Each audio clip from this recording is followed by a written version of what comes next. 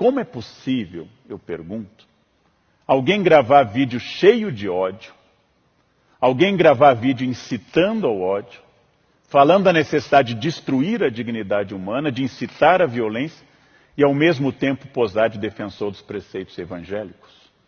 Ou seja, eu uso o evangelho e uso a vida de Jesus, a quem eu digo seguir, para defender a violência, a tortura, a pena de morte e a destruição das pessoas.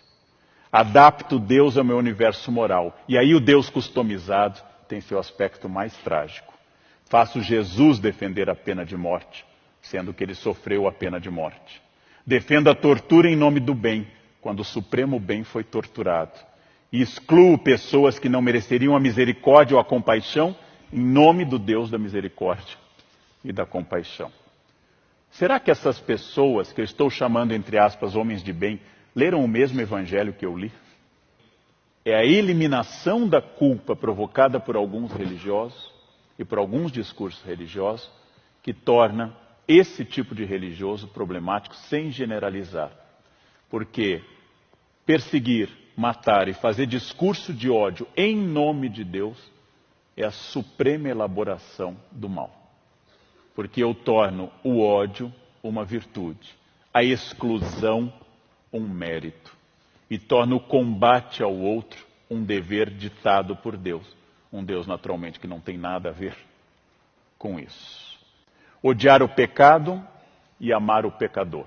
Fórmula medieval complexa e muito interessante. Eu odeio que você seja um ladrão, porque roubar é errado, fere aos princípios básicos da sociabilidade. Eu odeio que você roube e vou fazer de tudo dentro da lei e dos direitos para que você pare de roubar, porque é errado roubar. Porém, eu não te odeio, porque você é um ser humano. Eu odeio o ladrão, não simplesmente o ser humano que rouba. Preceito medieval que foge à nossa ideia de bandido bom é bandido morto. Porque bandido bom é bandido morto é uma frase do paganismo. É uma frase daqueles que não conheceram a Jesus. É frase de um romano sem batismo, de alguém que jamais teve contato com o evangelho e desenvolvia a ideia de que a justiça é a punição e a eliminação de quem eu considero desviante. O curioso não é a incoerência natural de todos nós, de mim, de qualquer pessoa, mas é afirmar a violência em nome de Jesus. Isso é o mais extraordinário. Sabe que o ódio e a violência são condenados de forma explícita e direta no Sermão da Montanha, núcleo duro do cristianismo. Que Jesus recriminou o impulso de Pedro, que ao cortar a orelha do soldado romano, Cristo restaurou essa orelha e anuncia ao apóstolo: aquele que usar a espada será punido pela espada. Aquele que empunhar a arma será castigado pela arma. Eu não vim trazer a espada, eu vim trazer a paz. Princípio magno do mestre, horas antes de ser torturado e morto. Pela natureza da encarnação de Jesus e de sua morte sob tortura, todo e qualquer cristão nasce com a obrigação de ser inimigo da tortura e da violência. Porque, afinal, Jesus foi torturado e condenado à morte, de forma injusta. Todo o corpo humano faz parte do corpo de Cristo. Princípio teológico comungado por quase todas as expressões cristãs. Logo, qualquer tortura em um ser humano, independente da ação que ele tenha cometido, independente da sua orientação ideológica, é uma tortura no corpo de Cristo, que revive a cena daquele homem atado a uma coluna sendo chicoteado, coroado de espinhos e levando tabefes e cusparadas dos soldados. A tortura é oposta ao cristianismo. Mas, óbvio, foi cara a muitos momentos das instituições que se dizem cristãs e a muitos que hoje se consideram cristãos. Elogiar a tortura é o gesto mais poderoso para dizer que eu sou inimigo de Cristo, inimigo da fé. Obrigado.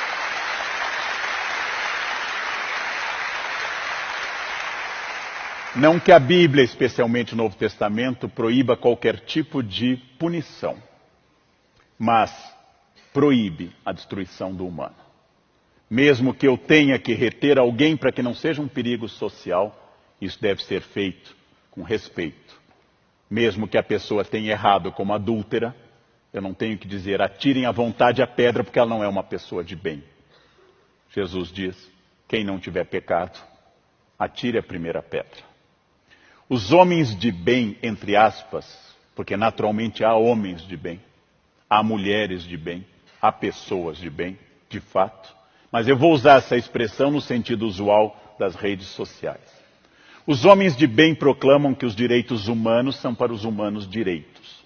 Frase contraditória, que eu ouvi várias vezes. Chamamos em filosofia isso oxímoro, contradição em termos.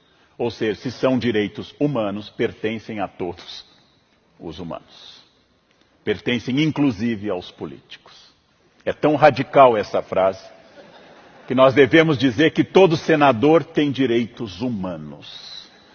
Todo deputado, todo presidente tem direitos humanos, porque ele é inerente à espécie humana. Não há direitos humanos porque eu pago impostos. Não há direitos humanos porque eu, Leandro, trabalho 14 a 16 horas por dia.